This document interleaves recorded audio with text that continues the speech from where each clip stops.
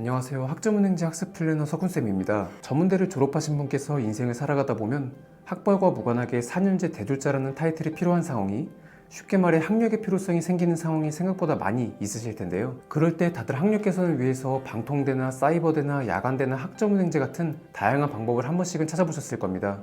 오늘은 그렇게 학력을 개선할 수 있는 다양한 방법들 중에서 학점은행제라는 제도에 대해서 소개해드리려고 하는데요. 전문대를 졸업한 사람이 왜 학력 개선을 할 때 학점은행제를 해야 되는지, 그리고 어떤 식으로 학위를 취득해야 되는지 바로 시작해보겠습니다. 일단 학점은행제라는 제도가 정확히 어떤 제도인지부터 알아야겠죠. 학점은행제는 대학과 다르게 학년제로 진행되는 게 아니라 학점제로 진행되는 평생교육제도로 수업, 자격증, 독학사, 전적대 학점 같은 이렇게 다양한 방식으로 학점을 채워서 일정 학점에 도달하게 되면 교육부 장관 명의의 학위를 받을 수 있는 평생교육 제도입니다. 대부분의 수업이 온라인으로 진행된다는 점, 그리고 다양한 방식으로 학점을 취득할 수 있기 때문에 단기간에 빠르게 학위를 취득할 수 있다는 점 때문에 직장을 다니고 계시거나 전문대를 졸업하신 분들께서 학력을 개선하기 위해서 이 학점은행제라는 제도를 많이들 활용하고 있으신 거죠. 학점은행제로 4년제 학위인 학사학위를 취득하려면 총 140학점이 필요합니다.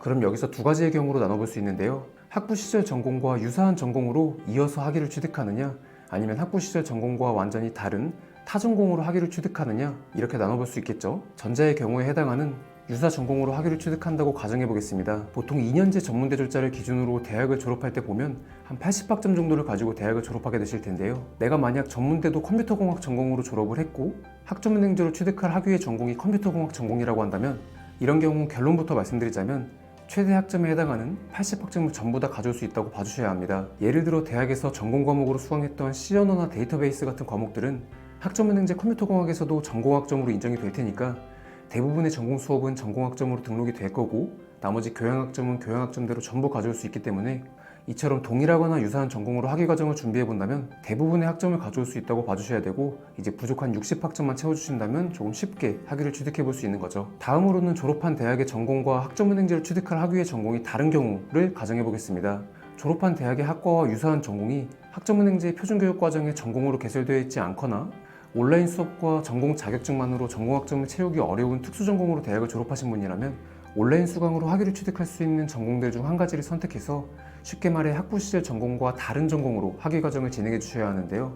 이런 경우도 마찬가지로 2년제 전문대를 졸업할 때 한 80학점 정도 가지고 대학을 졸업하실 거고, 그 중에서 보통은 전공은 65학점 정도, 교양은 15학점 정도를 가지고 졸업하셨을 겁니다. 그럼 여기서 대학 전공 수업들로 들었던 학점들은 학점은행제 다른 전공에선 전부 일반 학점으로 바뀌어서 넘어오게 될 거고, 교양학점은 교양학점 그대로 넘어오게 되겠죠. 하지만 학점은행제 학사학위 과정에서 일반 학점은 최대 50학점까지만 인정받을 수 있기 때문에 일부 15학점은 절사 처리가 된다고 봐주셔야 합니다. 그렇기 때문에 다른 전공으로 학위를 취득할 때는 보통 한 60학점에서 65학점 정도 가져올 수 있겠구나 생각해 볼 수 있는 거죠.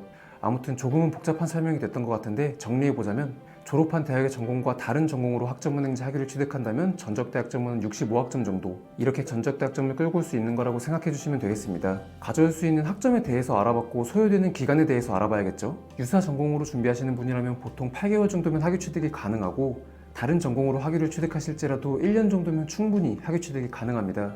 앞에서 잠깐 말씀드렸던 것처럼 수업, 자격증, 독학사, 전적대 학점, 이렇게 다양한 방식으로 학점을 채울 수 있기 때문인 거죠. 그리고 이렇게 전문대를 졸업하신 분께서 학점은행제로 학력 개선을 하려고 이렇게 학위를 취득하시는 분들 같은 경우 상담을 하다 보면 거의 대부분 직장인 분들이셨고 수강에 대한 걱정이 많으셨는데요. 학점은행제 수업 제도 특성상 자신이 원하는 시간대에 언제 어디서나 강의를 수강할 수 있고, 오프라인 출석이 없다는 점에서 시간을 활용하기도 수월하고, 거기에 더불어 학습 플래너의 안내와 도움을 받기 때문에 직장을 다니고 있다 할지라도 수업에 대한 별다른 어려움 없이 학위를 취득해 볼 수 있으니까 이 점도 참고해 주시면 좋겠습니다. 오늘 영상에선 전문대를 졸업하신 분들께서 학점은행제를 해야 되는 이유와 그리고 어떤 식으로 준비해 볼 수 있는지 조금 디테일하게 알아봤는데요. 제도에 대해서 아직 생소하고 미숙하신 분들은 오늘 설명드린 내용이 조금은 복잡했을 거라고 생각합니다. 제도와 관련해서 이런저런 내용이 궁금하신 분이라면 네이버에 학점은행제라고 검색해보시면 나오는 국가평생교육진흥원 사이트에서 차근차근 이런저런 내용을 읽어봐 주시면 많은 도움이 되실 거고요. 오늘 설명해드렸던 내용 중에서 궁금하신 내용이 있으시거나 학위를 취득하고 싶은데 어떤 식으로 학습 계획을 세워야 될지에 대한 도움과 안내가 필요하신 분이라면